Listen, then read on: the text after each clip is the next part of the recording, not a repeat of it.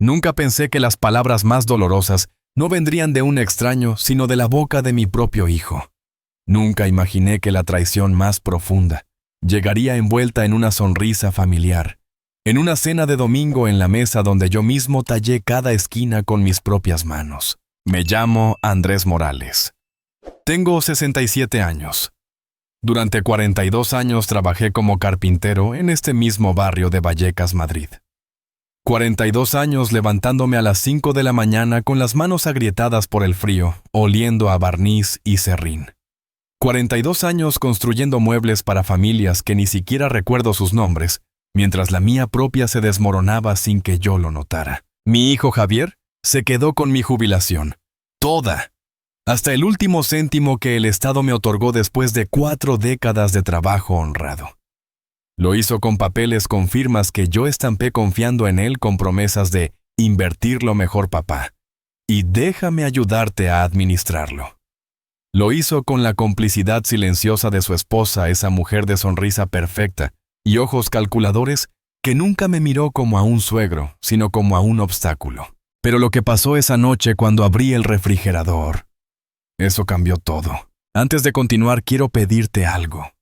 Si alguna vez has sentido que alguien en quien confiabas te traicionó, si alguna vez te has preguntado si tu familia realmente te valora, entonces lo que voy a contarte no es solo mi historia, es también la tuya. Es la historia de miles de padres que trabajaron toda su vida para darle todo a sus hijos, solo para descubrir que el amor tiene un precio, y ese precio a veces es demasiado alto. Déjame decirte que no siempre fui un hombre solo. Hubo una época no hace tanto en la que esta casa respiraba vida. Mi esposa Carmen llenaba cada rincón con su risa, con el olor de su cocido madrileño, con sus canciones mientras limpiaba los cristales cada sábado por la mañana. Ella murió hace 3 años. Cáncer de páncreas. 4 meses desde el diagnóstico hasta que cerró los ojos por última vez, agarrando mi mano susurrándome: cuida a Javier, Andrés. Prométemelo. Se lo prometí, y vaya si lo cumplí. Cuidé a Javier. Le pagué la universidad cuando apenas podía pagar la hipoteca. Le compré su primer coche cuando él tenía 23 y yo todavía iba en autobús. Le di el dinero para el enganche de su piso, ese piso luminoso en Chamartín, donde ahora vive con Natalia y mis 2 nietos, Lucas y Sofía.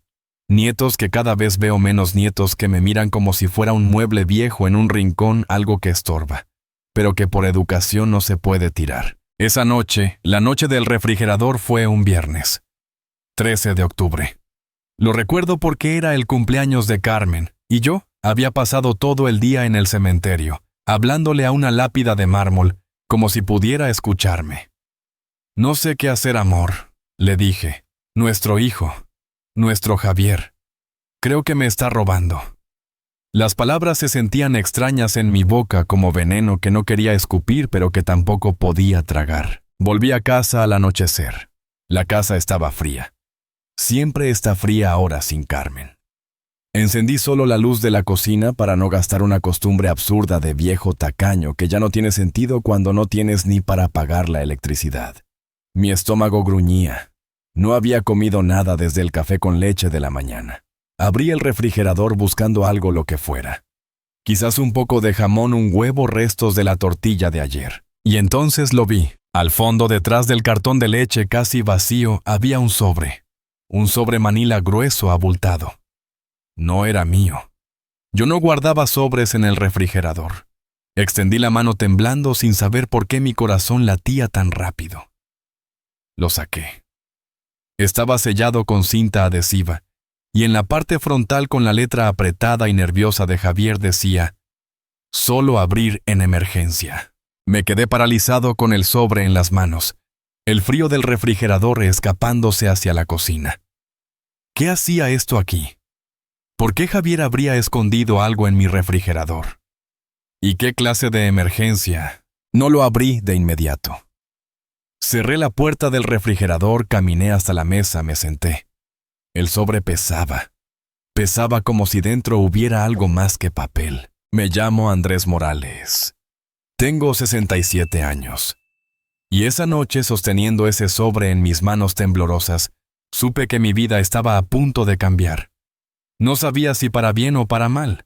Solo sabía que la verdad, esa verdad que había estado evitando durante meses, estaba a punto de estallarme en la cara. Y Carmen, mi Carmen, no estaba allí para sostenerme cuando eso pasara. Viví toda mi vida en este barrio.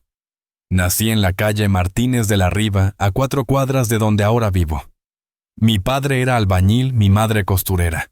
Éramos pobres, pero nunca nos faltó un plato de comida ni un techo sobre la cabeza. Crecí con la idea de que la familia es sagrada, de que los hijos son la bendición más grande que un hombre puede recibir, de que uno trabaja y se sacrifica no por uno mismo, sino por ellos. Conocí a Carmen cuando tenía 19 años. Ella trabajaba en la panadería de su tío y yo pasaba cada mañana a comprar el pan para mi madre. No sé en qué momento exacto me enamoré de ella. Quizás fue cuando me regaló una magdalena extra un martes lluvioso y me dijo, para que tengas un día más dulce. Quizás fue cuando la vi reír con toda la boca abierta sin vergüenza, sin pretensiones.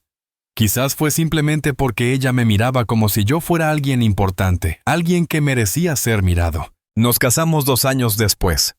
Ella tenía 21, yo 23. La ceremonia fue sencilla en la iglesia de San Carlos Borromeo, con 20 invitados y un banquete en el bar de mi tío Manolo. No teníamos dinero para luna de miel, así que pasamos 3 días en un hostal en Aranjuez, paseando por los jardines del palacio, comiendo bocadillos de tortilla que Carmen había preparado en casa. Fueron los 3 días más felices de mi vida. Javier nació 11 meses después de la boda. Era un bebé inquieto de ojos grandes y curiosos, siempre moviéndose, siempre explorando. Carmen decía que había salido a mí, que yo también era así de niño, aunque yo no lo recordaba. A mí me parecía perfecto. Cada vez que lo cargaba, cada vez que sus deditos se aferraban a mi dedo índice, sentía que todo tenía sentido. Que cada hora extra en el taller, cada dolor de espalda, cada astilla clavada en la palma de mi mano valía la pena. Lo crié con amor, pero también con disciplina. Le enseñé a respetar a los mayores, a trabajar duro, a no mentir nunca. La mentira es como la carcoma, le decía cuando era pequeño. Empieza pequeña, invisible, pero termina pudriéndolo todo. Él asentía con esos ojos grandes prometiéndome que nunca me mentiría. Qué ingenuo fui. Javier creció siendo un buen estudiante. No el mejor, pero sí responsable. Sacaba buenas notas, tenía amigos, jugaba al fútbol los sábados en el parque. Carmen estaba orgullosa de él. Yo también. Cuando terminó el instituto y dijo que quería estudiar administración de empresas, casi lloro de orgullo. Mi hijo, el hijo de un carpintero, iba a ser profesional. Iba a tener un futuro mejor que el mío. Pagué cada matrícula, cada libro, cada material que necesitaba. Trabajaba hasta los domingos, aceptaba encargos que apenas me dejaban ganancia, comía menos para que él pudiera comer mejor. Carmen cosía su ropa, arreglaba sus pantalones rotos, le preparaba tuppers para que no gastara en la cafetería de la universidad. Éramos un equipo, Carmen y yo trabajando juntos para que Javier tuviera lo que nosotros nunca tuvimos oportunidades. Se graduó con honores. Consiguió trabajo en una empresa de consultoría financiera. Empezó a ganar bien, muy bien para lo que yo conocía. Yo seguía siendo carpintero, él iba a la oficina con traje y corbata. Me sentía orgulloso. Me sentía como si todo hubiera valido la pena. Luego conoció a Natalia. No voy a decir que no me cayó bien desde el principio, porque sería mentira. Natalia es hermosa, educada, de buena familia. Sus padres tienen una casa en La Moraleja, su padre es abogado. Su madre no trabaja porque nunca ha necesitado hacerlo. La primera vez que vino a cenar a nuestra casa miró alrededor con una sonrisa educada pero tensa, como si todo le pareciera pequeño. Demasiado pequeño, demasiado viejo, demasiado pobre. Carmen me susurró esa noche en la cama. No sé, Andrés, hay algo en esa chica que no me gusta. Yo le dije que le diera una oportunidad, que quizás era solo nervios, que Javier la quería. Carmen asintió, pero sus ojos decían otra cosa. Mi Carmen siempre tuvo un sexto sentido para las personas. Yo debía haberle hecho caso. Se casaron 2 años después. Una boda enorme, en un hotel de 5 estrellas. Yo pagué lo que pude, aunque ellos insistieron en que no hacía falta, que ellos podían pagarlo todo. Aún así, quise contribuir. Era mi único hijo. Carmen usó su vestido de domingo y yo estrené un traje que me hizo sentir incómodo toda la noche. Los padres de Natalia nos trataron con educación, pero sentí sus miradas. Esas miradas que dicen, no son de nuestro nivel, sin necesidad de palabras. Los primeros años fueron buenos. Javier venía a visitarnos cada 2 semanas, a veces con Natalia, otras solo. Carmen cocinaba sus platos favoritos, yo le preguntaba por su trabajo. Él me contaba historias que yo apenas entendía sobre mercados y estrategias y portfolios. Yo asentía orgulloso de no entender nada, porque significaba que mi hijo había llegado más lejos que yo. Luego nacieron los nietos. Lucas primero, Sofía 2 años después. Carmen estaba radiante. Pasaba horas tejiendo mantitas, comprando juguetes, esperando las visitas. Pero las visitas se fueron espaciando. Primero cada 2 semanas, luego una vez al mes, luego solo en cumpleaños y Navidad. Están muy ocupados, decía Carmen, pero yo veía la tristeza en sus ojos. Cuando Carmen enfermó, Javier vino más seguido al principio. Pero luego, cuando los tratamientos se alargaron, cuando el final se hizo inevitable, sus visitas volvieron a espaciarse. Es que el trabajo, papá, me decía. Es que los niños, papá. Yo asentía porque, ¿qué más podía hacer? Carmen nunca se quejó. Hasta el último día lo defendió. Es un buen chico, Andrés. Solo está construyendo su vida. Después de que ella muriera, me quedé solo en esta casa demasiado grande, demasiado silenciosa. Javier me llamaba una vez por semana. ¿Cómo estás, papá? Bien, hijo. Conversaciones de 2 minutos con silencios incómodos, con promesas de «te visito pronto», que nunca se cumplían. Hasta que un día hace 6 meses, Javier llegó con una propuesta. Era un martes por la tarde. Recuerdo el día porque era el único día de la semana que el mercado de Vallecas tenía descuento en el pescado. Yo había ido temprano, comprado 4 sardinas que apenas me costaron 2 euros, y estaba preparándolas para la cena cuando sonó el timbre. Javier estaba en la puerta. Solo. Sin Natalia, sin los niños. Llevaba puesto ese traje gris que yo sabía que costaba más de lo que yo ganaba en un mes cuando trabajaba. Su corbata estaba perfectamente anudada, su pelo peinado con gel. Parecía un ejecutivo de esos que salen en la televisión, no mi hijo. «Hola, papá», dijo con esa sonrisa que últimamente me parecía demasiado ensayada. «¿Puedo pasar? Tengo que hablar contigo de algo importante». Le preparé un café, nos sentamos en la mesa de la cocina, esa misma mesa donde Carmen y yo habíamos desayunado durante 38 años. Él removía el azúcar lentamente sin mirarme a los ojos. Yo esperaba. Había aprendido después de tantos años de ser padre que cuando Javier no te mira a los ojos es porque está a punto de pedirte algo que sabe que no debería pedir. «¿Papá?», comenzó dejando la cucharilla con cuidado sobre el platillo. «He estado pensando mucho en ti, en cómo vives aquí solo en esta casa tan grande, en cómo te las arreglas con la pensión». Yo asentí todavía sin decir nada. Mi pensión era de 840 euros al mes. No era mucho, pero era suficiente. La hipoteca estaba pagada hace años. Comía poco. No salía. No necesitaba mucho. Y mira, continuó inclinándose hacia adelante con ese tono de voz que usaba cuando quería convencer a alguien de algo. Natalia y yo hemos estado hablando. Tú sabes que yo trabajo en finanzas, ¿verdad? Sé cómo hacer que el dinero trabaje para ti. Sé cómo invertir, cómo hacer que crezca. Ahí estaba. La propuesta. Yo podía verla venir como se ve venir una tormenta en el horizonte. ¿Qué estás proponiendo exactamente, Javier?, pregunté con la voz más calmada de lo que me sentía por dentro. «Déjame administrar tu pensión», dijo, y lo dijo con tanta naturalidad, con tanta confianza, como si me estuviera ofreciendo un favor. «Créeme, papá, yo puedo hacer que ese dinero rinda el triple. Puedo invertirlo en fondos seguros, en bonos, en cosas que tú ni siquiera entiendes pero que funcionan. Y tú no tendrías que preocuparte por nada.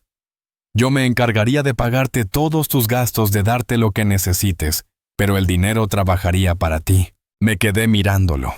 Su rostro era sincero, o al menos parecía serlo.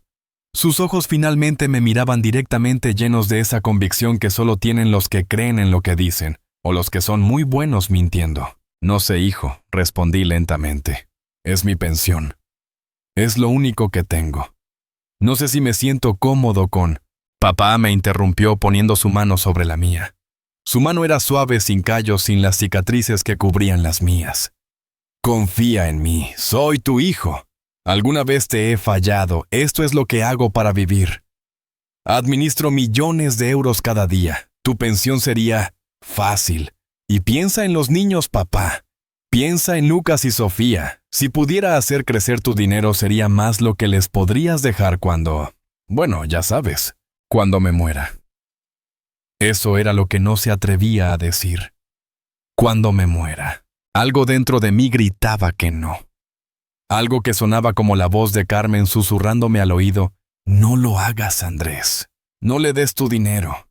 Pero la otra parte de mí, la parte que todavía quería creer que mi hijo era el niño de ojos grandes que se aferraba a mi dedo, esa parte quería confiar. Necesito pensarlo, dije finalmente. Javier asintió, pero vi un destello de algo en sus ojos. Frustración. Impaciencia. Desapareció tan rápido que pensé que lo había imaginado. Por supuesto, papá. Tómate tu tiempo, pero piénsalo bien. Esto sería bueno para ti. Para todos nosotros. Se fue 20 minutos después dejándome solo con mis sardinas frías y un nudo en el estómago que no se fue durante días. Durante las siguientes semanas, Javier volvió 3 veces más. Cada vez con más argumentos, con más números, con más promesas. Trajo papeles gráficos que no entendía, proyecciones que parecían impresionantes. Mira, papá, decía señalando líneas que subían en hojas impresas. En 5 años tu pensión podría haberse duplicado. Piensa en eso. Piensa en lo que podrías hacer con ese dinero. Yo no necesitaba que mi dinero se duplicara. Yo solo necesitaba pagar la luz, comprar comida, tomar el autobús al cementerio cada domingo para visitar a Carmen. Pero Javier era insistente. Y yo era débil. Natalia vino con él la 4ª vez. Ella sonreía más que de costumbre, hablaba con esa voz dulce que reservaba para cuando quería algo. Don Andrés, me dijo, porque nunca me había llamado simplemente Andrés, mucho menos papá. Usted ha trabajado tanto toda su vida. Merece disfrutar de su jubilación sin preocupaciones. Déjenos ayudarlo. Firmé los papeles un viernes por la tarde. Javier había traído a un notario, todo muy oficial, todo muy legal. El notario me explicó que estaba dando poder a mi hijo para administrar mi cuenta bancaria, para recibir mi pensión directamente, para gestionar mis finanzas en mi mejor interés. Firmé donde me dijeron que firmara. Puse mi huella digital donde me dijeron que pusiera mi huella. Y mientras lo hacía sentí como si estuviera firmando algo más que papeles. Como si estuviera firmando mi propia sentencia. No te preocupes por nada, papá, me dijo Javier mientras el notario guardaba los documentos en su maletín. Cada mes te daré lo que necesites, incluso un poco más de lo que gastas ahora. Ya verás que esto va a ser lo mejor. Los primeros 2 meses fueron exactamente como él había prometido. El día 1 de cada mes Javier aparecía con un sobre lleno de billetes. 500 euros en efectivo, más de la mitad de mi pensión. Para tus gastos, decía. El resto está trabajando para ti, creciendo, multiplicándose. Yo tomaba el dinero, le daba las gracias, preparaba café. Él se quedaba 20 minutos, me preguntaba cómo estaba. Me contaba brevemente sobre Lucas y Sofía, y luego se iba. Rápido. Siempre rápido. Siempre con prisa. El tercer mes llegó con solo 400 euros. Ha habido algunos gastos, explicó sin mirarme a los ojos otra vez. Tuve que pagar unos honorarios de gestión, cosas técnicas, pero no te preocupes, el mes que viene vuelve a la normalidad. No volvió a la normalidad. El cuarto mes fueron 350, el quinto 300. Para el sexto mes, Javier ya no venía en persona. Mandaba el dinero por transferencia a una cuenta que había abierto para mí, una de esas cuentas modernas que se manejan por internet, y que yo no sabía usar. 250 euros. Apenas suficiente para la comida y las medicinas. Llamé a su teléfono. No contestaba. Le dejé mensajes, no devolvía las llamadas. Fui a su casa en Chamartín, ese piso luminoso que yo había ayudado a pagar. Natalia, Abrió la puerta con los labios apretados. Javier no está, dijo antes de que yo pudiera hablar. Está de viaje de negocios, volverá en 2 semanas. Necesito hablar con él sobre mi pensión. Insistí sintiendo cómo la desesperación empezaba a trepar por mi garganta. Don Andrés, respondió, y ahora su voz ya no era dulce, era fría cortante. Javier está haciendo lo mejor para usted. Si tiene problemas de dinero, quizás debería considerar reducir sus gastos. Todos tenemos que hacer sacrificios. Me cerró la puerta en la cara. Volví a casa caminando. El autobús costaba 2 euros, y yo ya no podía permitirme esos lujos. Tardé 1 hora y media. Mis rodillas me dolían, mi espalda me dolía, pero nada dolía tanto como la certeza que empezaba a cristalizarse en mi pecho: mi hijo me estaba robando. No quería creerlo. Me pasaba las noches despierto mirando el techo, buscando explicaciones alternativas. Quizás había problemas con las inversiones. Quizás realmente había gastos de gestión. Quizás yo no entendía cómo funcionaban las finanzas modernas. Quizás. Pero entonces llegó el día del cumpleaños de Carmen, y encontré el sobre en el refrigerador. Esa noche, después de volver del cementerio, después de abrirlo y cerrarlo 1000 veces sin atreverme a mirarlo, finalmente me senté en la mesa de la cocina. Encendí la lámpara que Carmen había comprado en el rastro 20 años atrás, y abrí el sobre con manos temblorosas. Dentro había documentos. Muchos documentos. Extractos bancarios. Contratos. Y algo más. Algo que hizo que mi corazón se detuviera por un segundo completo. Era un mensaje, escrito con la letra de Javier en un post-it amarillo pegado a uno de los papeles. Papá, si estás leyendo esto, significa que algo me pasó. Estos documentos prueban que Natalia me obligó a hacer esto. Ella quería tu dinero. Yo traté de protegerte. Lo siento. Perdóname, te quiero. Me quedé mirando esas palabras durante lo que parecieron horas. La letra era de Javier, no había duda. ¿Pero qué significaba esto? Natalia lo había obligado. Javier había tratado de protegerme. ¿Y por qué entonces seguía sucediendo? ¿Por qué cada mes recibía menos dinero? ¿Por qué no me llamaba? ¿Por qué? Empecé a revisar los documentos, extractos de mi cuenta bancaria. Mi pensión llegaba cada mes completa a 840 euros. Pero luego veía las transferencias. Transferencias a la cuenta de Javier. Transferencias a la cuenta conjunta de Javier y Natalia. Transferencias a una empresa que yo no reconocía. Inversiones NM. Natalia Moreno, el apellido de soltera de mi nuera. Había facturas. Facturas de restaurantes caros. Facturas de tiendas de lujo. Facturas de un viaje a Dubái. Todo pagado con mi dinero. Con la pensión que yo había ganado trabajando 42 años, con mis manos destrozadas, con mi espalda rota, con mi dignidad intacta. Y entonces al final de todo encontré algo que me heló la sangre. Era un mensaje de WhatsApp impreso. Una conversación entre Javier y Natalia. La fecha era de hace 4 meses. Natalia. ¿Cuánto le diste este mes? Javier, 400. Dice que no le alcanza. Natalia, dale menos. 300. Que aprenda a vivir con menos. Javier. No sé, amor. Es mi padre. Natalia.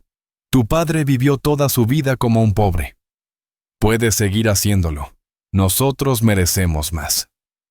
Javier, tienes razón. Leí esas palabras 1 vez. 2 veces. 3 veces. Cada vez sentía como si alguien me clavara un cuchillo en el pecho y lo retorciera. Tu padre vivió toda su vida como un pobre. Puedes seguir haciéndolo. Nosotros merecemos más. Tienes razón, mi hijo. Mi Javier. El niño que yo había cargado en mis hombros. El niño al que le había enseñado a andar en bicicleta, el niño por el que había renunciado a todo, había escrito: tienes razón. Cerré los ojos. Las lágrimas que había estado conteniendo durante meses finalmente se desbordaron. Lloré en esa cocina vacía, con los documentos esparcidos sobre la mesa, con la prueba de mi propia estupidez, mirándome a la cara, pero mientras lloraba, mientras sentía que mi corazón se partía en pedazos, algo más empezó a crecer dentro de mí.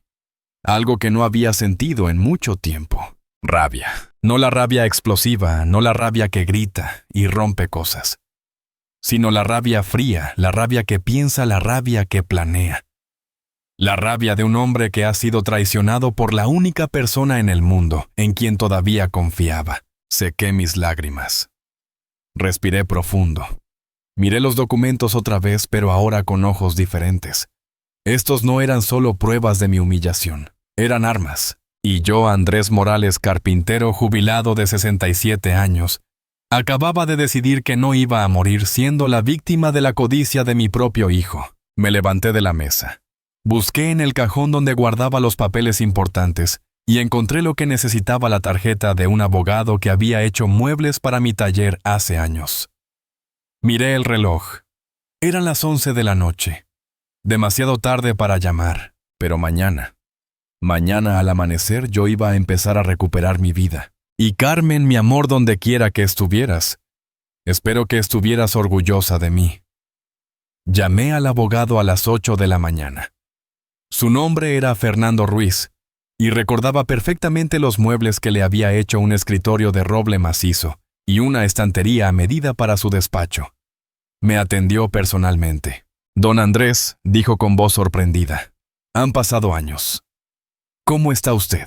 Necesito ayuda legal, respondí directamente. Mi hijo me está robando. Hubo una pausa al otro lado de la línea. Luego, venga a mi despacho hoy a las 11 y traiga todos los documentos que tenga. Llegué media hora antes con una carpeta llena de papeles, extractos bancarios y ese sobre que había encontrado en el refrigerador. El despacho de Fernando estaba en el centro, cerca de la Puerta del Sol. Subí 4 pisos por escaleras porque no quería gastar en el ascensor. Mis rodillas protestaron con cada escalón. Fernando me recibió en su oficina. Él había envejecido también, aunque no tanto como yo. Todavía tenía el pelo oscuro, apenas algunas canas en las sienes. Me ofreció café, que acepté agradecido, y nos sentamos en los sillones junto a la ventana. Cuénteme todo, dijo sacando una libreta, y se lo conté. Todo. Desde la muerte de Carmen hasta la propuesta de Javier. Desde los papeles que firmé hasta los mensajes de WhatsApp que había encontrado. Mientras hablaba Fernando, tomaba notas, asentía, fruncía el ceño. No me interrumpió ni una sola vez. Cuando terminé, él dejó la pluma sobre la libreta y me miró directamente a los ojos. Don Andrés, lo que su hijo ha hecho es un delito. Se llama apropiación indebida. Usted le dio poder para administrar sus finanzas, no para robarlas. Estos mensajes, estos extractos, esto es evidencia suficiente para iniciar acciones legales. No quiero meter a mi hijo en la cárcel, dije inmediatamente, sintiendo cómo mi voz se quebraba. Solo quiero recuperar mi dinero. Solo quiero que pare. Fernando asintió con comprensión. Entiendo.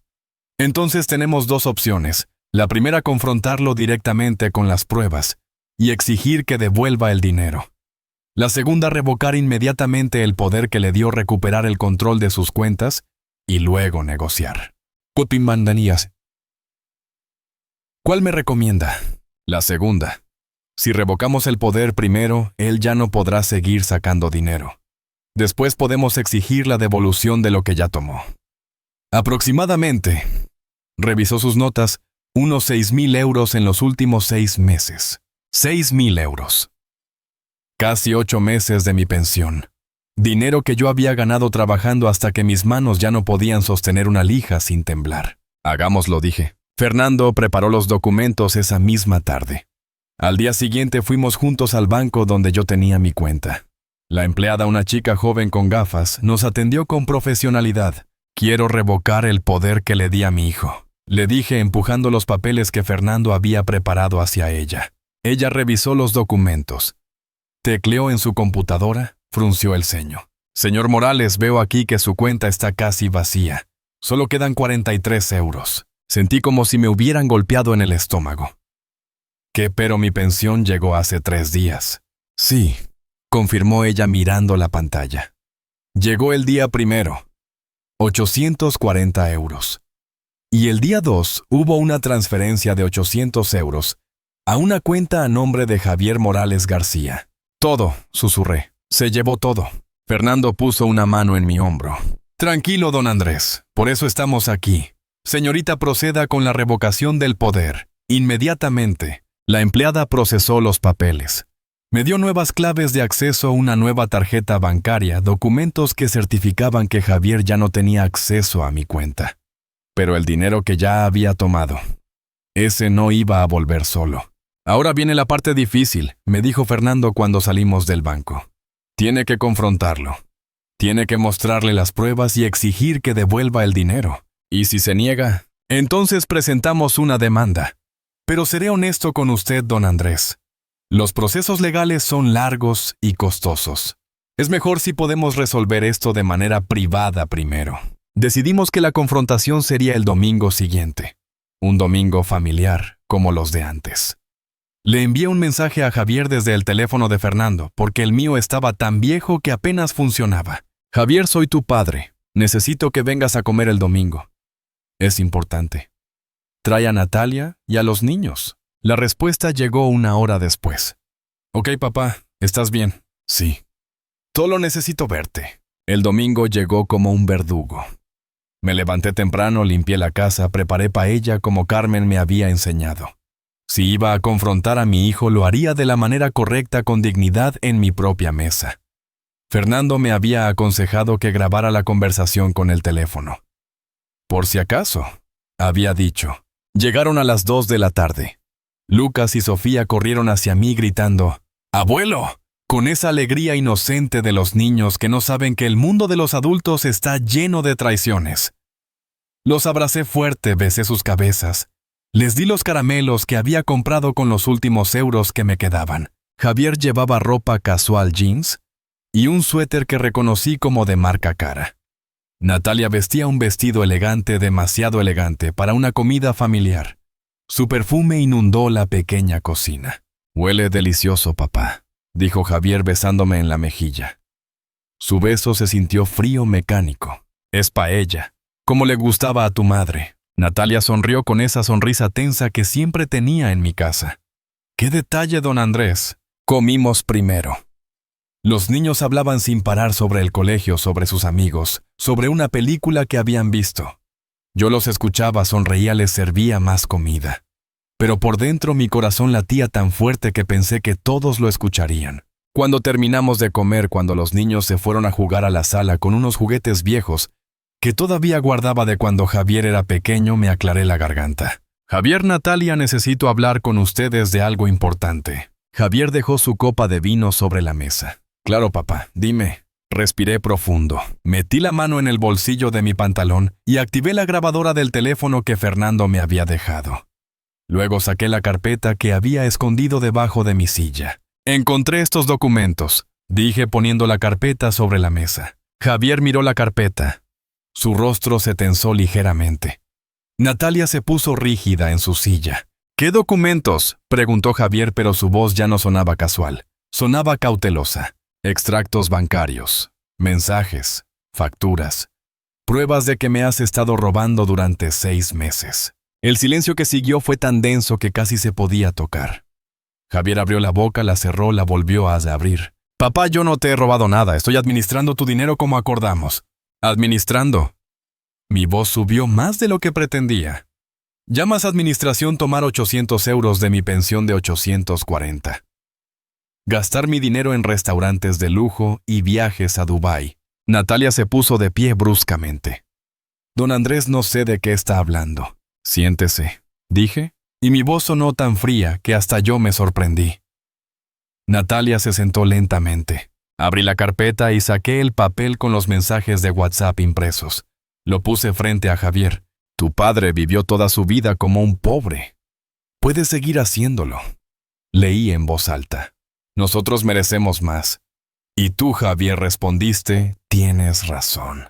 Javier tomó el papel con manos temblorosas. Su rostro se puso pálido. Muy pálido. ¿Dónde conseguiste esto? Eso no importa. Lo que importa es que es real. y que mi propio hijo, el hijo por el que sacrifiqué todo, el hijo al que le pagué la universidad trabajando los domingos, decidió que yo merecía vivir en la miseria mientras tú y tu esposa gastan mi pensión en lujos. Papá, no es lo que parece, empezó Javier, pero yo lo interrumpí. No es lo que parece. Entonces, ¿qué es? Explícame, Javier. Explícame cómo no es exactamente lo que parece cuando mi cuenta bancaria tiene 43 euros y tú acabas de volver de vacaciones en Dubái. Natalia golpeó la mesa con la palma de la mano. Ese viaje fue un regalo de mis padres. Ah, sí. Saqué otra hoja. Porque aquí tengo el extracto que muestra que 2.500 euros fueron transferidos de mi cuenta a Inversiones NMSL, la empresa de tu familia, exactamente 2 días antes de que compraran los boletos de avión. Natalia se quedó callada. Javier se llevó las manos a la cara. Papá, por favor, déjame explicarte. Adelante, dije cruzándome de brazos. Explícame. Javier respiró profundo varias veces. Cuando habló su voz era pequeña como la de un niño atrapado en una mentira. Al principio solo iba a Falcus a administrarlo, lo juro. Iba a invertirlo como te dije. Pero luego surgieron gastos. La hipoteca del piso, el colegio de los niños, el coche nuevo de Natalia. Son tantas cosas, papá. No sabía que vivir así fuera tan caro. Y tu solución fue robarme. Pues así. ¿Robarme? ¿No te robé? Su voz subió defensiva. Yo tomé prestado. Iba a devolverlo. Te lo juro que iba a devolverlo cuando... ¿Cuándo qué, Javier? Cuando yo muriera y ya no importara. Javier se quedó callado. Esa era la respuesta. Él esperaba que yo muriera antes de que tuviera que devolver nada. Natalia, viendo que el silencio de Javier los estaba condenando, tomó la palabra. Su voz ya no era dulce. Era afilada, venenosa. Don Andrés, usted es un hombre mayor. Vive solo en esta casa vieja. No necesita mucho dinero. Nosotros tenemos 2 niños que mantener, un estilo de vida que sostener. Javier trabaja durísimo. ¿No cree que merece vivir un poco mejor después de todo lo que hace? ¿A costa mía? Pregunté mirándola directamente a los ojos. Merece vivir mejor a costa de que su suegro no pueda comprar sus medicinas, a costa de que tenga que caminar 2 horas porque no puedo pagar el autobús. Eso es ser dramático. ¡Dramático! Me levanté de la silla. Mis piernas temblaban, pero me mantuve firme. Tengo 67 años. Trabajé 42 años destrozándome el cuerpo para darle todo a mi hijo. Y mi hijo decidió que yo no merezco ni siquiera los 800 euros que el Estado me da por esos 42 años de trabajo. Papá, por favor. Javier se levantó también con lágrimas en los ojos. Yo nunca quise hacerte daño. Natalia tenía razón en que no necesitabas tanto dinero y yo solo quería darle a mis hijos lo que tú me diste a mí. Así. Sentí como mi propia voz se quebraba. Yo te di amor, Javier. Te di educación. Te di valores. Te enseñé que la familia es sagrada, que la honestidad es lo más importante, que nunca jamás traicionas a los que te aman. Y tú decides darle a tus hijos cosas materiales pagadas con dinero robado a su abuelo. ¡Qué gran ejemplo! Javier se derrumbó en la silla llorando. Natalia lo miraba con los labios apretados, claramente molesta de que se estuviera quebrando. Lo siento, papá, sollozaba Javier. Lo siento mucho. Tienes razón, todo lo que dices es lo verdad. Yo me dejé llevar. Natalia decía que no era grave, que tú no lo notarías, que... No me eches la culpa a mí, explotó Natalia.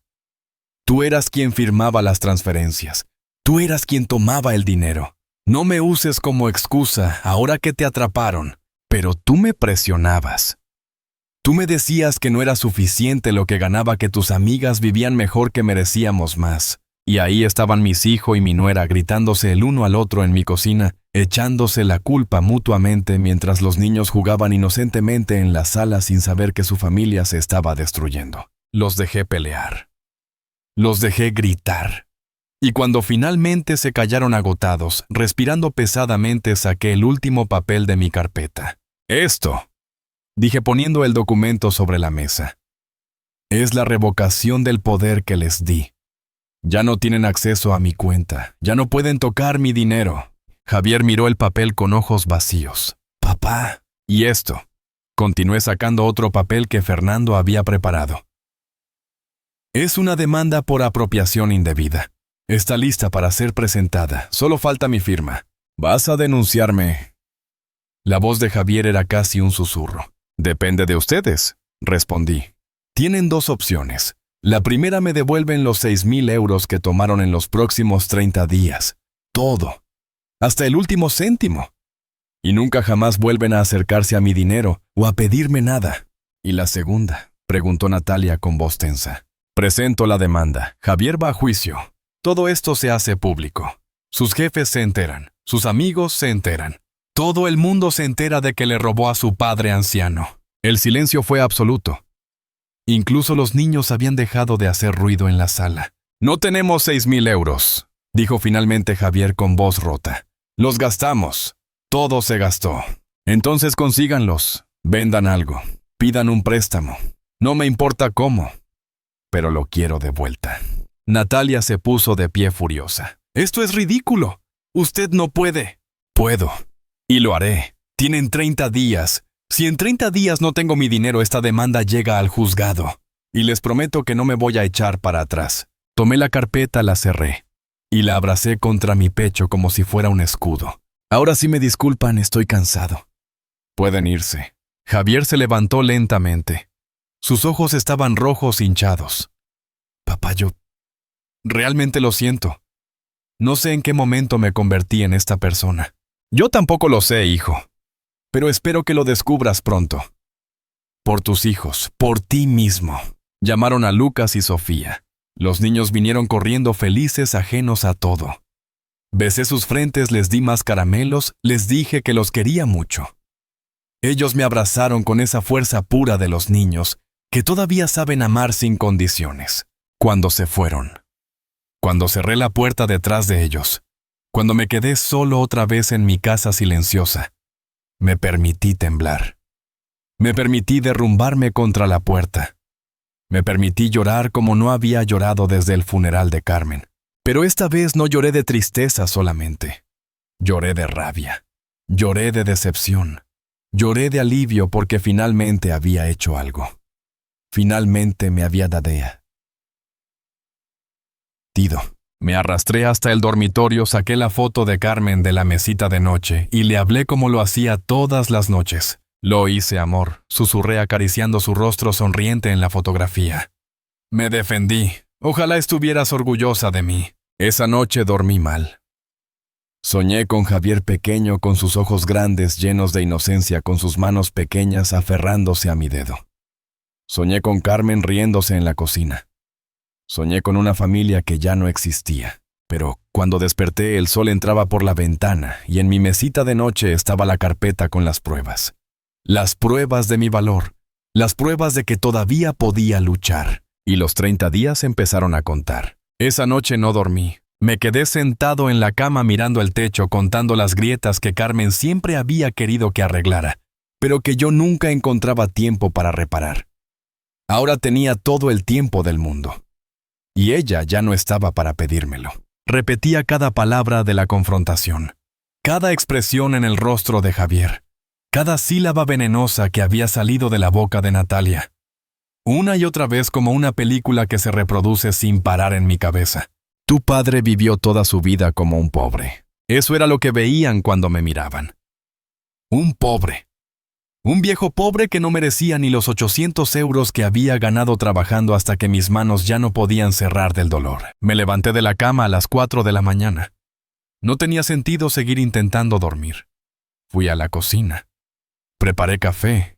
Me senté en la misma silla donde me había sentado horas antes confrontando a mi hijo. La casa estaba en silencio, un silencio tan pesado que dolía. Miré mis manos bajo la luz tenue de la lámpara. Manos viejas, manos llenas de cicatrices.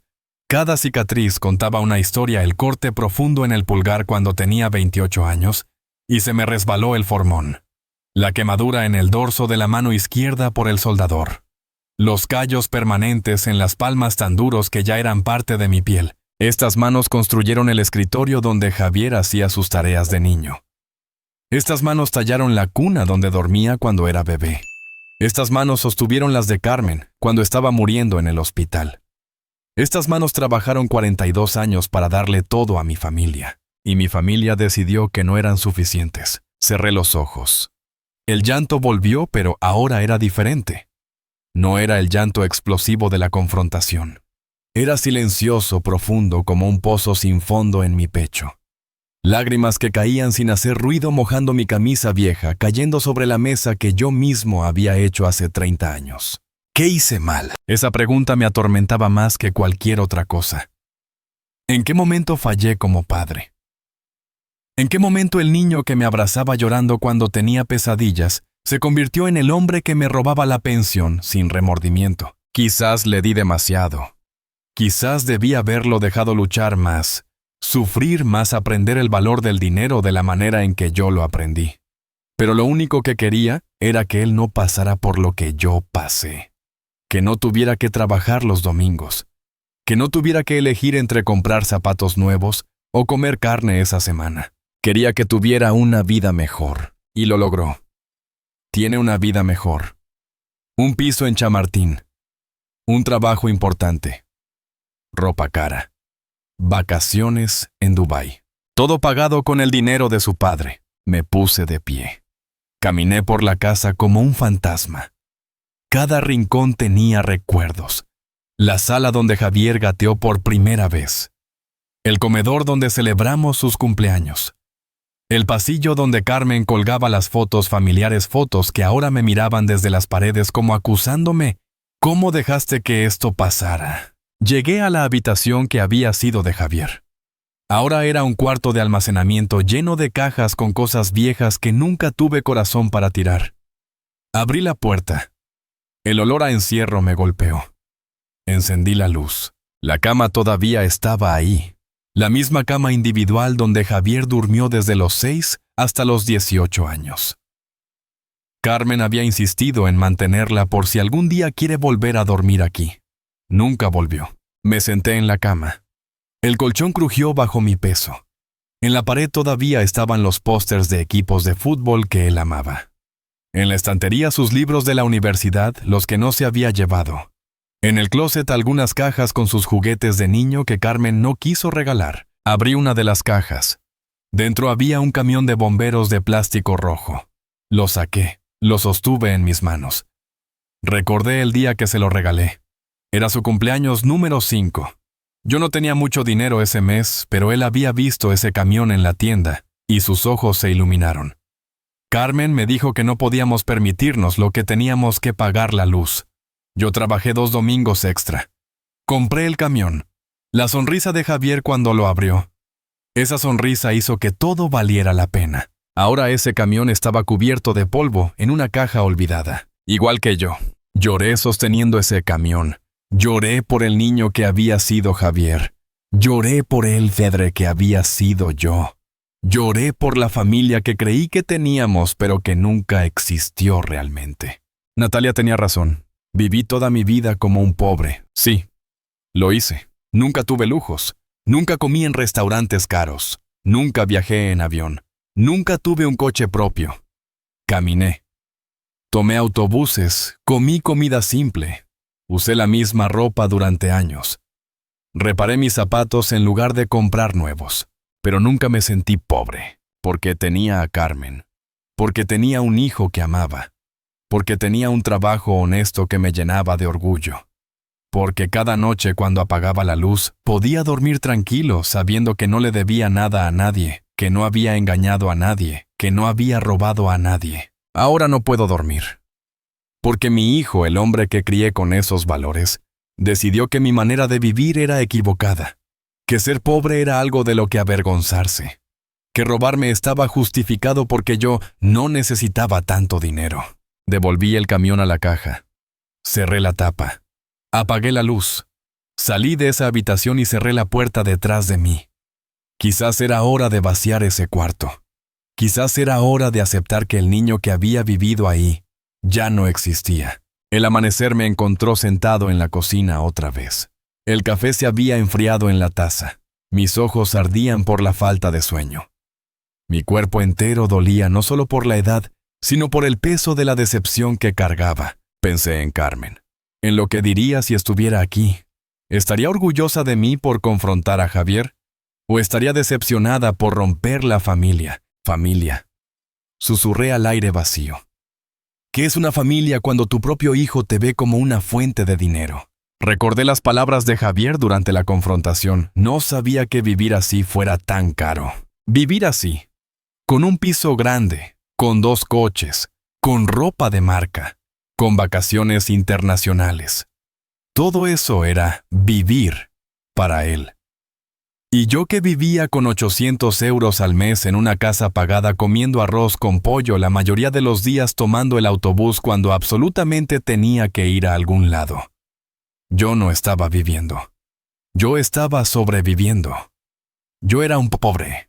Pero ¿sabes qué? Prefiero ser un pobre honesto que un rico ladrón. Esa frase me vino a la mente como un rayo. La dije en voz alta probando cómo sonaba. Prefiero ser un pobre honesto que un rico ladrón. Carmen habría estado de acuerdo. Ella que cosía nuestras sábanas cuando se rompían. Ella que convertía las sobras en comidas completas. Ella que nunca se quejó de no tener joyas ni vestidos elegantes. Ella entendía que la riqueza no está en lo que tienes, sino en cómo lo consigues. El sol empezó a entrar por la ventana de la cocina. Un nuevo día. El primero de los 30 días que le había dado a Javier para devolver el dinero. Lo haría. Encontraría la manera de reunir esos 6,000 euros. Parte de mí esperaba que sí. No por el dinero en sí, aunque lo necesitaba desesperadamente, sino porque significaría que todavía había algo de decencia en él. Que todavía había una chispa del niño que había sido. Pero otra parte de mí, la parte que había visto sus ojos durante la confrontación, la parte que había escuchado a Natalia culparlo sin un ápice de remordimiento propio, esa parte sabía que probablemente no lo haría. Que probablemente encontrarían excusas. Que probablemente esperarían a que yo me cansara, a que me rindiera, a que muriera. Pues bien, no iba a morir pronto, y no me iba a rendir. Me levanté de la silla, fui al baño, me miré en el espejo. Un hombre viejo me devolvió la mirada. Arrugas profundas, ojos cansados, pelo blanco y escaso, barba de 2 días. Este era yo. Andrés Morales, 67 años. Carpintero jubilado. Viudo. Padre traicionado. Pero también era algo más. Era un sobreviviente. Era alguien que había trabajado 42 años sin quejarse. Era alguien que había criado un hijo solo después de perder a su esposa. Era alguien que acababa de plantarse frente a su propio hijo y exigir justicia. Era más fuerte de lo que pensaba. Me afeité, me bañé, me puse ropa limpia. Si iba a empezar esta nueva etapa de mi vida, lo haría con dignidad. Preparé un desayuno simple, tostadas con aceite de oliva y un café. Comí lentamente saboreando cada bocado. La comida sabía mejor cuando sabías que nadie te la estaba robando. Después del desayuno saqué una libreta vieja que Carmen usaba para las listas del supermercado. En la primera página limpia escribí, plan para los próximos 30 días. 1. Seguir viviendo con dignidad. 2. No ceder ante presiones. Mantener firme la demanda si no devuelven el dinero. 4. Recordar que hice lo correcto. Debajo añadí algo más. Cosas que aprendí. 1. La familia no siempre es sagrada cuando hay dinero de por medio. 2. Ser pobre no es una vergüenza. Robar sí lo es. 3. A veces el amor más grande es decir no. 4. Carmen estaría orgullosa de mí. Cerré la libreta. La guardé en el cajón de la cocina junto con los documentos importantes. El teléfono sonó. Era un número desconocido. Dudé antes de contestar. Hola, don Andrés, soy Fernando Ruiz. ¿Cómo está? ¿Cómo fue después de que se fueron? Le conté. Le conté sobre el insomnio, sobre las lágrimas, sobre los recuerdos. Fernando escuchó en silencio. Lo que está sintiendo es normal, dijo cuando terminé. Es duelo. Está de luto por la relación que pensó que tenía con su hijo. pero también están haciendo algo nuevo, respeto propio. Y eso es valioso. Valioso, repetí con amargura. No puedo comprar comida con respeto propio. No, pero puede dormir por las noches. Y créame, don Andrés, eso no tiene precio. Tenía razón. Esta noche, a pesar del dolor, a pesar de las lágrimas, había algo diferente. Había claridad. Había certeza de que por primera vez en meses yo había hecho lo correcto. ¿Y ahora qué?, le pregunté a Fernando. Ahora espera. Deja que pasen los 30 días. Y mientras tanto vive tu vida. No te consumas pensando en esto. Lo que va a pasar, va a pasar. Colgamos. Me quedé mirando el teléfono en mi mano. Vivir mi vida. Sonaba simple. Pero ¿cómo vives tu vida cuando tu familia te ha traicionado? ¿Cómo sigues adelante cuando la persona que más amaste en el mundo decidió que valías menos que un viaje a Dubái? Salí de la casa. Necesitaba aire fresco. Caminé hasta el parque donde solía llevar a Javier cuando era niño. Me senté en un banco. Vi a otros abuelos jugando con sus nietos, familias felices, niños riendo, todo lo que yo había perdido. Pero también vi algo más. Vi a un anciano sentado solo en otro banco alimentando palomas. Vi a una mujer mayor caminando con ayuda de un bastón sola. Vi a otro hombre de mi edad leyendo el periódico con un rostro que reflejaba la misma soledad que yo sentía. No estaba solo en mi soledad. Había otros. Otros que habían perdido. Otros que habían sido traicionados. Otros que seguían levantándose cada día a pesar de todo. Y si ellos podían, yo también. Me quedé en ese parque hasta el mediodía. Dejé que el sol me calentara la cara. Dejé que el aire fresco llenara mis pulmones. Dejé que el dolor se asentara en un lugar profundo de mi pecho, donde no me ahogara constantemente. El dolor no iba a desaparecer. Quizás nunca lo haría, pero podía aprender a vivir con él. Podía aprender a ser Andrés Morales otra vez. No solo el padre de Javier, sino yo mismo. Cuando volví a casa me sentía diferente. Todavía dolía. Todavía había lágrimas esperando detrás de mis ojos. Pero también había algo más. Determinación. Si Javier devolvía el dinero, bien. Si no, también. Porque yo ya había ganado algo más importante que 6,000 euros. Había ganado mi dignidad de vuelta. Y nadie, ni siquiera mi propio hijo, me la iba a quitar otra vez. Pasaron 17 días. 17 días de silencio absoluto. Ni una llamada de Javier. Ni un mensaje. Ni una señal de que estuviera haciendo algo para devolver el dinero. Era como si después de la confrontación yo hubiera dejado de existir para él, pero yo seguía viviendo. Seguía levantándome cada mañana. Seguía preparando mi café. Seguía visitando a Carmen cada domingo. Y seguía esperando. Fernando me llamaba cada 3 días para verificar cómo estaba. Paciencia, don Andrés, me decía. Todavía quedan 13 días. Démosle tiempo. Pero yo sabía. En el fondo de mi corazón, yo ya sabía que Javier no iba a devolver el dinero. Que Natalia lo había convencido de que yo no me atrevería a presentar la demanda. Que apostaban a que mi amor de padre sería más fuerte que mi necesidad de justicia. Se equivocaban. El día 18, un martes por la tarde, sonó el timbre. No era Javier. Era una mujer que yo no conocía. Tendría unos 40 años, vestida con ropa simple pero pulcra. Llevaba un bolso grande y parecía nerviosa. «¿Don Andrés Morales?», preguntó con voz suave. «Sí, soy yo». «¿En qué puedo ayudarla?» «Mi nombre es Sofía Herrera, Era la contadora de su hijo Javier. ¿Puedo pasar? Necesito hablar con usted sobre algo muy importante». Mi corazón empezó a latir más rápido. La contadora de Javier, ¿qué querría hablar conmigo? La invité a pasar. Le ofrecí café que aceptó con una sonrisa tensa. Nos sentamos en la mesa de la cocina. Ella sacó una carpeta de su bolso y la puso sobre la mesa, pero no la abrió inmediatamente. «Don Andrés», comenzó mirándome directamente a los ojos. «Vine aquí porque mi conciencia no me deja dormir. Hace 3 días renuncié a mi puesto en la empresa donde trabajaba su hijo. Y antes de irme decidí que usted tenía derecho a saber la verdad». «¿Qué es verdad?» Sofía respiró profundo. «Javier no solo le robó a usted. Ha estado malversando fondos de la empresa donde trabaja. Durante los últimos 2 años ha desviado casi 50,000 euros de las cuentas de clientes. Y yo lo ayudé sin saberlo al principio, pero cuando me di cuenta, se le quebró la voz. Tomó un sorbo de café para recuperarse. Cuando me di cuenta era demasiado tarde. Ya estaba involucrada. Él me amenazó con decir que yo era la responsable si hablaba. Pero ya no puedo más. Lo que le está haciendo a usted su propio padre es monstruoso. Abrió la carpeta. Dentro había documentos, muchos documentos. Extractos bancarios. Transferencias. Correos electrónicos. Todo impreso, todo organizado. Todo esto, dijo señalando un grupo de papeles, muestra cómo Javier creó cuentas fantasmas a nombre de la empresa.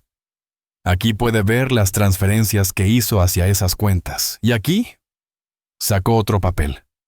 Aquí está la prueba de que ese dinero luego fue transferido a su cuenta personal y a la de su esposa. Me quedé mirando los papeles sin poder procesar completamente lo que estaba viendo. Números. Miles y miles de euros. Fechas que se remontaban a 2 años atrás. Mi hijo no era solo un ladrón que me había robado a mí. Era un delincuente profesional. ¿Por qué me está diciendo esto?, pregunté con voz ronca. Porque la empresa está por descubrirlo. Tienen una auditoría programada para la próxima semana. Cuando encuentren las irregularidades, van a llamar a la policía. Javier va a ir a la cárcel, don Andrés. No hay forma de evitarlo. Sentí como si el piso se hundiera bajo mis pies. La cárcel. Sí, y no será poco tiempo. Estamos hablando de 50,000 euros. Es fraude grave. Probablemente de 3 a 5 años de prisión. Dios mío. Sofía puso su mano sobre la mía. Sé que es su hijo. Sé que esto debe ser devastador. Pero pensé que usted tenía derecho a saberlo antes de que todo explote. Y también, dudó un momento, también quería darle esto.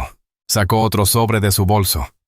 Este estaba sellado con mi nombre escrito en el frente. Lo encontré en el escritorio de Javier hace unos días. Creo que lo escribió después de la confrontación que tuvieron. Nunca lo envió, pero yo pienso que usted debería leerlo. Tomé el sobre con manos temblorosas. Lo miré durante un largo momento sin atreverme a abrirlo. Gracias, Sofía, logré decir finalmente. Gracias por venir. Sé que esto no fue fácil para usted. Don Andrés, hay algo más que debe saber.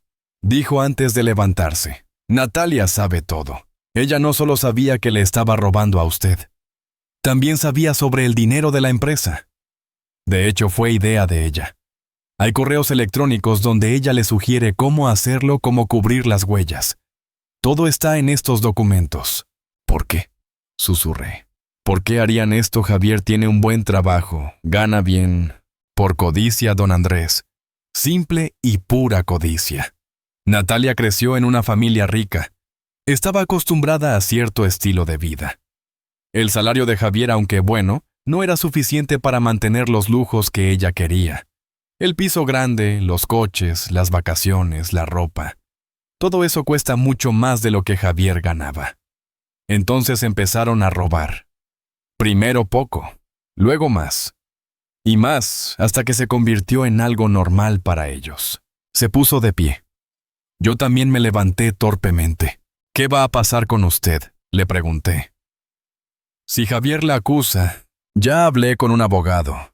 Tengo pruebas de que yo reporté las irregularidades internamente, pero fueron ignoradas. Y ahora tengo inmunidad a cambio de mi testimonio. Voy a declarar contra él cuando la policía investigue. Es lo correcto. La acompañé hasta la puerta. Antes de irse se volvió hacia mí. Don Andrés, soy madre. Tengo 2 hijas. Si yo hiciera algo así y mis hijas me confrontaran como usted confrontó a Javier, esperaría que ellas tuvieran la fortaleza de hacer lo correcto aunque doliera. Usted es un hombre valiente. No se culpe por esto. Javier tomó sus propias decisiones. Se fue. La vi alejarse por la calle hasta que desapareció en la esquina. Luego cerré la puerta y me apoyé contra ella sintiendo cómo mis piernas apenas me sostenían. Volví a la cocina. Los documentos seguían sobre la mesa. El sobre sellado me miraba como si me retara a abrirlo. Lo tomé. Lo sostuve contra la luz. Papel normal, letra de Javier visible a través del sobretite. Una carta que nunca envió. La abrí con dedos temblorosos.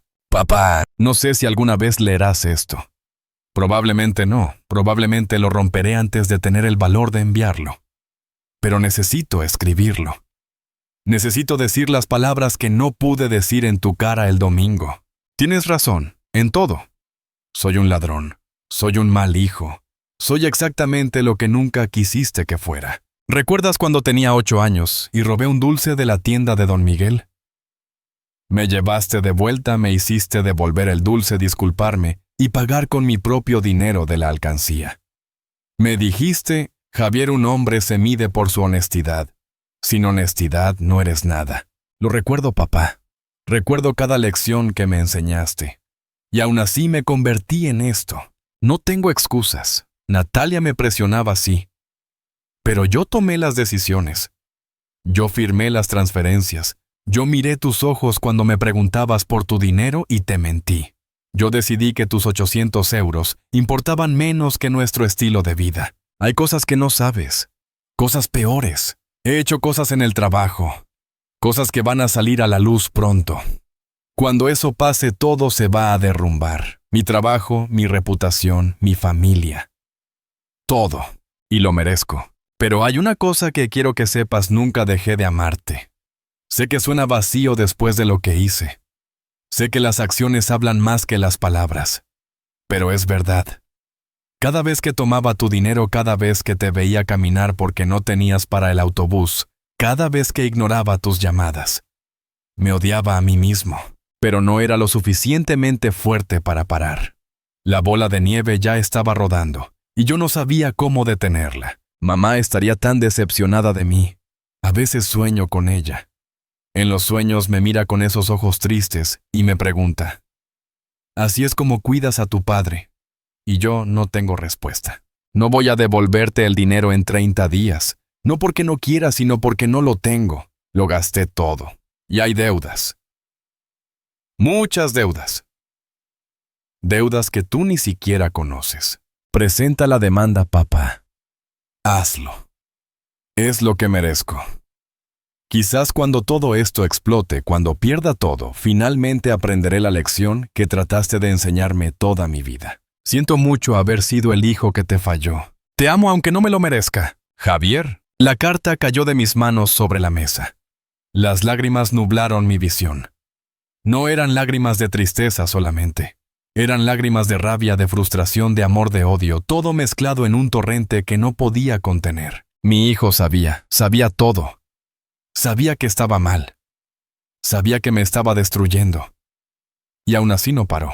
No era lo suficientemente fuerte para parar. Esas palabras se clavaron en mi corazón como cuchillos. Mi hijo no era fuerte. El niño que yo crié para ser un hombre de honor, para enfrentar las dificultades con valentía, resultó ser débil. Tan débil que eligió la codicia sobre la decencia. Tan débil que dejó que su esposa lo convirtiera en un criminal. Tan débil que prefirió robarme antes que admitir que no podía pagar su estilo de vida. Tomé el teléfono, llamé a Fernando. Don Andrés, ¿qué pasa? Fernando, acaba de venir alguien. La contadora de Javier.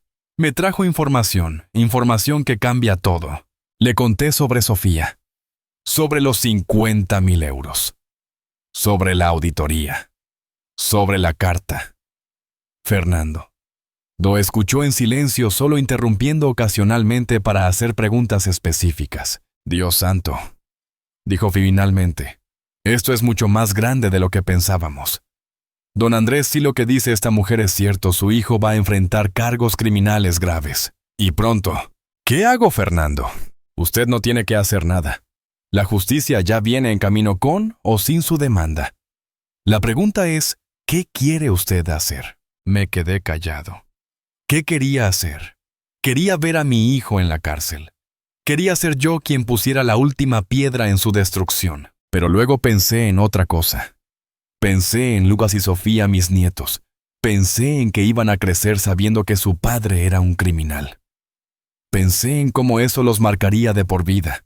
Fernando, dije lentamente, si presento mi demanda ahora, ¿eso haría las cosas peores para Javier? Honestamente, don Andrés, no mucho peores de lo que ya van a hacer. Los 50,000 euros de la empresa son un delito mucho más grave que los 6,000 que le tomó a usted. Entonces no la presento. No todavía. ¿Estás seguro? Sí. No voy a ser yo quien destruya a mi hijo. Él mismo se destruyó. Pero tampoco voy a salvarlo. Que enfrente las consecuencias de sus actos. Solo no quiero ser parte de eso. Entiendo. Es su decisión. Colgué. Me quedé sentado en la cocina mientras la tarde se convertía en noche. Los documentos que Sofía había dejado seguían sobre la mesa. La carta de Javier también. En algún momento de la oscuridad me levanté. Fui al cajón donde guardaba las fotos viejas. Busqué hasta encontrar la que quería Javier a los 5 años sonriendo con ese camión de bomberos en las manos, con la inocencia pintada en cada rasgo de su rostro. Puse la foto junto a la carta. El niño inocente y el hombre corrupto. 2 versiones de la misma persona. ¿En qué momento uno se convirtió en el otro? Yo hice lo que pude, le dije a la foto. Traté de enseñarte bien, traté de darte todo, pero al final tú tomaste tus propias decisiones. Y ahora tienes que vivir con ellas. Esa noche dormí. No mucho, pero dormí. Y en mis sueños vi a Carmen. Ella no dijo nada. Solo me tomó de la mano y asintió. Hice lo correcto. Finalmente, después de meses de permitir el abuso de ser débil, de tener miedo, había hecho lo correcto. Y aunque doliera, aunque destrozara mi corazón, había paz en eso. Justicia estaba llegando. No la justicia que yo había buscado con mi pequeña demanda, sino la justicia real, la que no se puede negociar ni evitar. Y yo, Andrés Morales, iba a sobrevivir para verla. La auditoría llegó exactamente cuando Sofía había dicho que llegaría. Una semana después de su visita a mi casa, yo me enteré porque Fernando me llamó. Él había estado siguiendo el caso discretamente esperando a ver qué pasaba. Don Andrés acaba de salir en las noticias. La empresa donde trabajaba su hijo presentó una denuncia formal por malversación de fondos. La policía ya está investigando. Colgué el teléfono y encendí la televisión. Ahí estaba. Un pequeño segmento en las noticias locales. Ejecutivo financiero acusado de fraude corporativo. Las autoridades investigan el desvío de 50,000 euros. No mencionaban el nombre de Javier todavía, pero yo sabía que era solo cuestión de tiempo. Apagué la televisión, me senté en el sofá y esperé. La llamada llegó esa misma noche. Era Javier. Su voz sonaba destrozada, apenas un susurro. Papá, lo saben todo. Lo sé, respondí calmadamente. Tú sabías. La sorpresa era evidente en su voz. Alguien vino a verme hace una semana. Me contó lo que habías hecho. Silencio al otro lado. Luego un sollozo. Mi hijo, mi Javier, lloraba como no lo había escuchado llorar desde que era un niño pequeño, y se cayó de la bicicleta. Papá, lo siento tanto. Tenías razón en todo. En absolutamente todo. Ya es tarde para eso, Javier. Lo sé, los abogados dicen que voy a ir a la cárcel. 3 años, quizás 4. Natalia ya está hablando con un abogado de divorcio. Dice que ella no sabía nada, que yo actué solo. Me va a dejar papá. Va a llevarse a los niños. Parte de mí quería sentir satisfacción. Quería decir, te lo merecías. Pero no pude, porque a pesar de todo seguía siendo mi hijo. Y escucharlo destruido así todavía me dolía. ¿Qué quieres de mí, Javier? Nada. No merezco nada. Solo quería que supieras que lamento haberte fallado. Lamento no haber sido el hombre que criaste. Lamento todo. Yo también, dije suavemente. Yo también lamento muchas cosas. Pero lo que más lamento es que hayas elegido este camino cuando siempre tuviste la opción de elegir uno mejor. ¿Alguna vez podrás perdonarme? La pregunta flotó en el aire entre nosotros. ¿Podía perdonarlo? Quería perdonarlo. No lo sé, Javier. Honestamente no lo sé. Quizás algún día, pero ese día no es hoy. Hoy solo puedo decirte que espero que estos años en prisión te enseñen lo que yo no pude enseñarte, que la integridad vale más que cualquier lujo, que la honestidad es el único camino, y que las acciones tienen consecuencias. Papá. Adiós, Javier. Cuídate. Colgué antes de que pudiera responder. Antes de que mi propia voz se quebrara. Antes de que mi corazón de padre venciera a mi sentido de justicia. Los siguientes meses fueron un torbellino. El caso de Javier salió en todos los periódicos locales. Su foto, esa foto profesional que tenía en LinkedIn, apareció en las noticias con el titular Ejecutivo condenado por fraude. 3 años y medio de prisión. Restitución completa de los 50,000 euros. Antecedentes penales permanentes. Natalia se divorció de él antes de que comenzara su sentencia. Se llevó a Lucas y Sofía a vivir con sus padres en La Moraleja. Les prohibió hablar con Javier. Y conmigo también por extensión. Mis nietos desaparecieron de mi vida como si nunca hubieran existido. Eso dolió más que todo lo demás junto. Pero la vida continuó. Porque la vida siempre continúa, aunque no queramos que lo haga. Fernando logró recuperar 2,000 euros de mi dinero. Era todo lo que quedaba en las cuentas de Javier después de pagar abogados y deudas. No eran los 6,000 completos, pero era algo. Algo que me ayudó a pasar esos meses difíciles. Empecé a ir a un grupo de apoyo para personas mayores en el centro comunitario del barrio. Ahí conocí a otros como yo. Otros que habían sido traicionados por sus familias. Otros que vivían solos. Otros que habían perdido pero seguían levantándose cada día. Conocí a un hombre llamado Miguel. Tenía 70 años, había sido maestro toda su vida. Su hija lo había abandonado en un asilo y nunca volvió a visitarlo. Él se había escapado de ese lugar y ahora vivía en un pequeño apartamento con su pensión. Nos hicimos amigos. Tomábamos café juntos los jueves. Hablábamos de nuestras vidas, de nuestros arrepentimientos, de nuestras esperanzas. ¿Sabes qué es lo más difícil?, me dijo un día. No es la traición en sí. Es darse cuenta de que sobreviviste a ella. Que eres más fuerte de lo que pensabas. Tenía razón. Pasó 1 año. Luego 2. La casa ya no me parecía tan vacía. Aprendí a cocinar mejor, incluso tomé una clase en el centro comunitario. Empecé a hacer pequeños trabajos de carpintería otra vez, solo por diversión, reparando cosas para los vecinos. Mis manos todavía recordaban cómo sostener una lija, cómo medir, cómo crear. Volví al cementerio cada domingo como siempre. Le hablaba a Carmen, le contaba todo. Hice lo correcto, amor, le decía. Dolió, pero lo hice. Y en las noches tranquilas, cuando me sentaba en la cocina con mi taza de café, miraba las fotos en la pared y pensaba en todo lo que había aprendido. Aprendí que la familia no es sagrada por default. Es sagrada solo cuando se comporta con amor y respeto. Aprendí que decir no a veces es el acto de amor más grande que puedes dar. Aprendí que la dignidad no tiene precio y que ninguna cantidad de dinero vale perderla. Aprendí que el amor de un padre tiene límites y que esos límites son necesarios. Aprendí que sobrevivir a una traición no te hace débil, te hace más fuerte de lo que jamás imaginaste. Y aprendí que a los 67 años todavía podía empezar de nuevo. El día que Javier cumplió 2 años en prisión, recibí una carta suya. Era corta, escrita en papel sencillo con letra pequeña. «Papá». No espero respuesta. Solo quiero que sepas que cada día aquí pienso en ti, en las lecciones que me enseñaste, en el hombre que trataste de formar. He tenido mucho tiempo para pensar, para entender, para arrepentirme de verdad, no solo con palabras, sino con el alma. Cuando salga de aquí, no sé si querrás verme, no sé si me lo merezco. Pero quiero que sepas que voy a pasar el resto de mi vida tratando de ser el hombre que debí ser desde el principio. No el hombre que tú querías que fuera, sino el hombre que yo debí querer ser. Gracias por no rendirte conmigo incluso cuando yo ya me había rendido en mí mismo. Tu hijo Javier. Doblé la carta cuidadosamente. La guardé en el cajón junto con la otra carta, la que nunca envió. 2 cartas.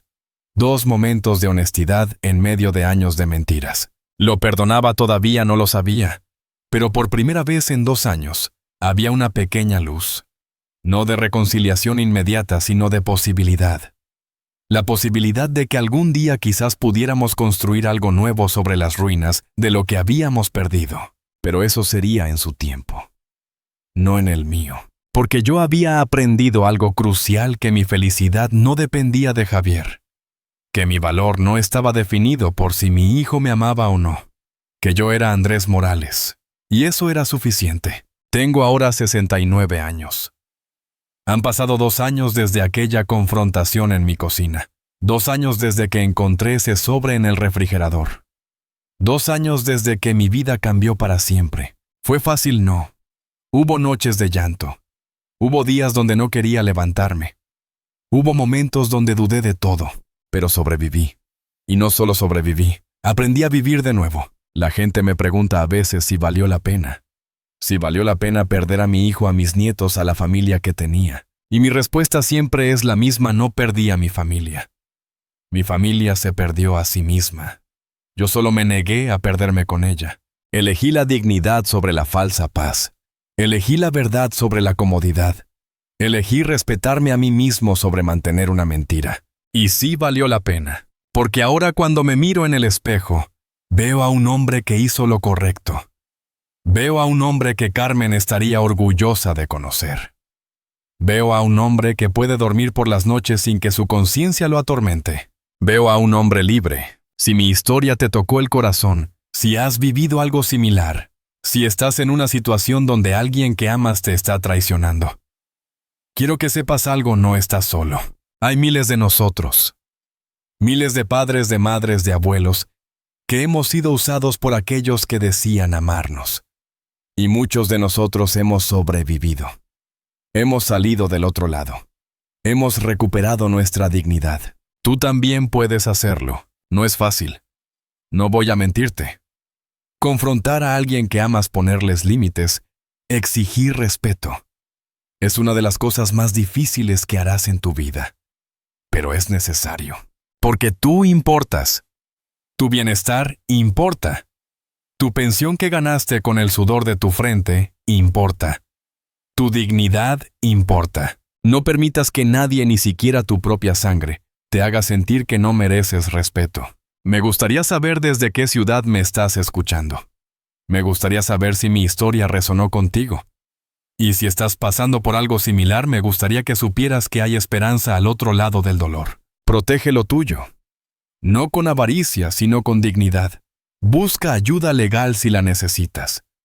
Habla con un abogado de confianza como yo hice con Fernando. No enfrentes esto solo. Y recuerda siempre: el amor verdadero nunca te pide que sacrifiques tu dignidad. El amor verdadero te respeta, te honra, te valora. Todo lo demás es manipulación disfrazada de amor. He vivido 69 años en este mundo. He cometido errores, he tenido victorias y derrotas. Pero la decisión de defenderme a mí mismo, de plantarme frente a mi hijo y decir: esto se acabó, esa es la decisión de la que más orgulloso me siento. Porque ese día dejé de ser una víctima y me convertí en mi propio héroe. Tú también puedes serlo. Comparte mi historia con alguien que la necesite escuchar. Compártela con ese padre anciano que está siendo abusado, pero tiene miedo de hablar. Compártela con esa madre que sospecha que sus hijos la están robando, pero no quiere creerlo. Compártela con cualquiera que necesite recordar que la dignidad no tiene edad. Gracias por escuchar mi historia. Gracias por permitirme compartir mi dolor, mi crecimiento, mi victoria. Que Dios te bendiga donde quiera que estés. Y que tengas siempre el valor de hacer lo correcto, aunque duela. Un abrazo fuerte desde Vallecas, Madrid. Andrés Morales, 79 años, carpintero jubilado, sobreviviente y finalmente libre.